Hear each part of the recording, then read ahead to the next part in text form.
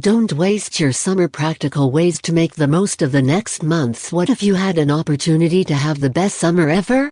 What if you had a chance to rest, relax, recharge and squeeze in enough time to plan for the future? What if you had a chance to be intentional about spending time with people, clean, organize and not run out of time doing things that fill your soul each day? What if you could find a balance that worked for you? The good news is that each of the things previously mentioned can happen, and the summer in front of you can be one you feel amazing as you look back at the end of the season. Color code it. Start by figuring out what is working and what is not. Do a time audit of your day. If you want to figure out how to maximize the hours in your day, consider listing everything you do, and then attach certain colors to different activities. For example, as a mom of 3 teenage kids, I spend some of my days driving to different activities. I might attach the color yellow to tasks that need to be completed that day. On the other hand, I read a lot of fiction, play the violin, and run daily. Since those 3 activities are things that spark joy in my life, I might write them purple. Projects and planning might be written in blue, and red might involve intentional time spent with members of my family. The nice thing about color coding a schedule is that when I look at a few days, the week, and ultimately the month, you can discover what colors are showing up most and least and then focus on making the necessary changes.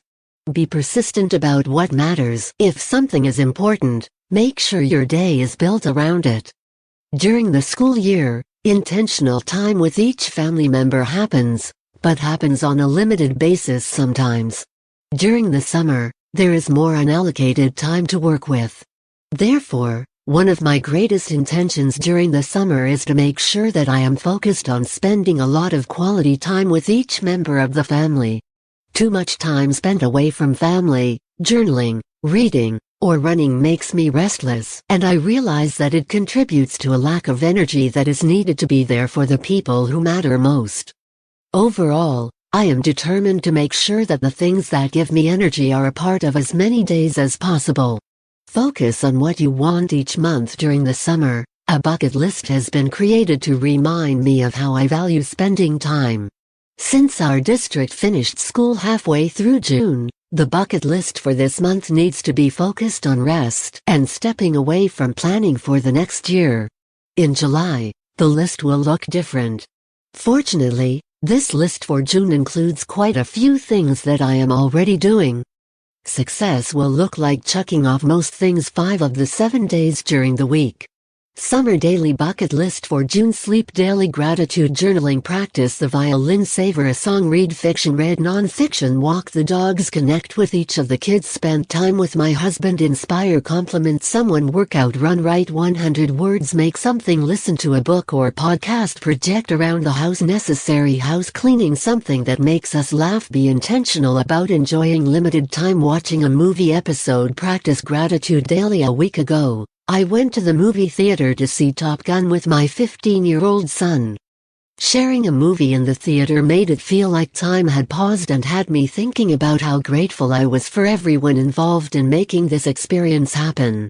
I was overwhelmed with happiness as I thought about the screenwriters, the director, the actors, the music, costumes, set design, and everyone who worked at the theater who was involved in allowing us to see a movie on the big screen.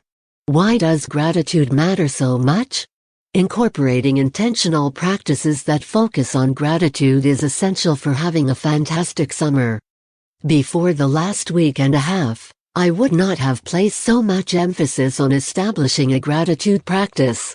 In the past, a pretty good day including gratitude looked like writing out a few things that I was grateful for and stopping there. However, after reading Evolving with Gratitude by Lenny Roel, I realized that life feels rich when we practice gratitude along the way. Realize complete balance is not possible. I used to think that part of the answer to a more fulfilling life was about creating more balance in my life. Just as is the case with the regular school year, there are days when something comes up and it needs to take priority over other things. Likewise, during the school year, for example, I struggle to blog because I am grading essays and planning lessons. Additionally, time is spent running and trying to make sure I am intentional about spending as much time as possible with my kids. There are times when something does not fit in the schedule. However, I believe in a life without limitations, so while I cannot do everything each day, there is a way to do everything I want to do.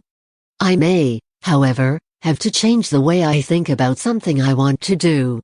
Sometimes it looks like combining items on my list. Or maybe, blogging takes on a new look. Either way, there is never a way to be 100% balanced because that would mean you are not prioritizing what matters most or doing things that give you energy.